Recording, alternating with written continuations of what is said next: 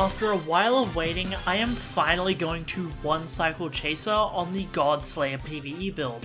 You might think this sounds easy, but I am actually going to be placing restrictions on myself just so I can show you how unbelievably strong this PvE build is. The first is I will not be using crazy slots. For those of you who don't know, my bell is corrupt counter, simply because I don't like the RNG of crazy slots. So this means I'm not going to be at my highest possible damage. I'm also not going to be using spine cutter, simply because I know that there's some people who struggle with it, and I don't think I'll even need it to one cycle. And the final is I'm not going to be using crystallization on this build, simply because it makes mobs pretty annoying to fight, and I want this build to still be able to farm layer 2 and one cycle chaser at the same time. So all of these restrictions will essentially mean that you can replicate one cycling chaser every run, since there's no RNG and relatively low skill involved. The main thing you need to do is be able to parry Bone Keepers consistently and parry Chaser for one phase.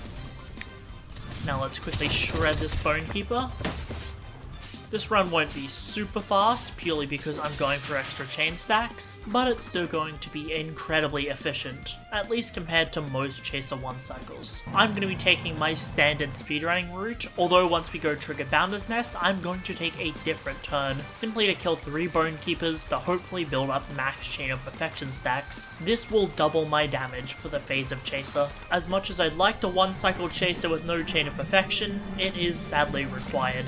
But that's fine though, I've done so many layer 2s that I am pretty confident at parrying most things. I'm also using a lot of the tricks that we've developed on this channel with when I've progressed my build. For instance, I'm eating Murburgers for a 10% buff, and using Taunt that allows me to go beyond the damage cap and get 185% damage to Chaser. The only sad thing is I don't think I can one cycle Chaser and get a good time, but hey, one cycling will just show you how strong this build really is. Now where our path differs is we're going to start ice skating down here and get this first Bone Keeper. I'm going to be using Warden's Blades for most of my Chain of Perfection stacks. It's okay that I got hit early on, as I should still be able to build up enough to one cycle Chaser. Now I'm going to play this very safe and let my mantras build up a lot of chain stacks. Bone Keeper should be about to die. There we go.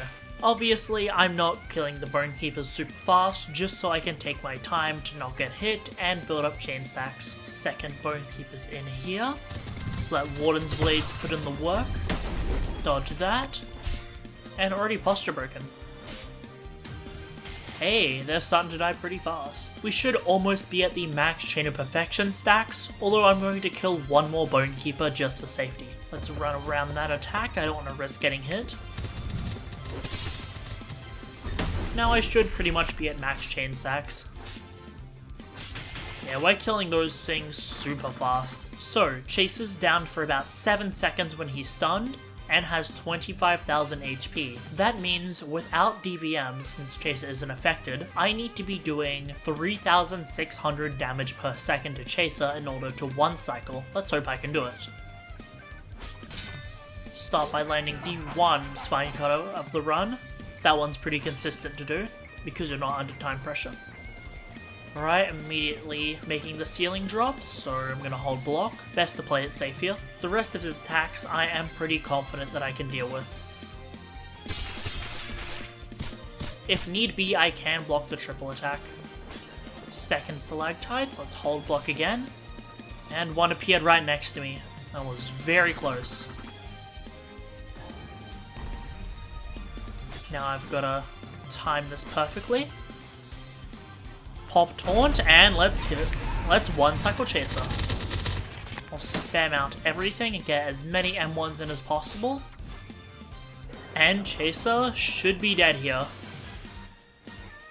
Hey, let's go.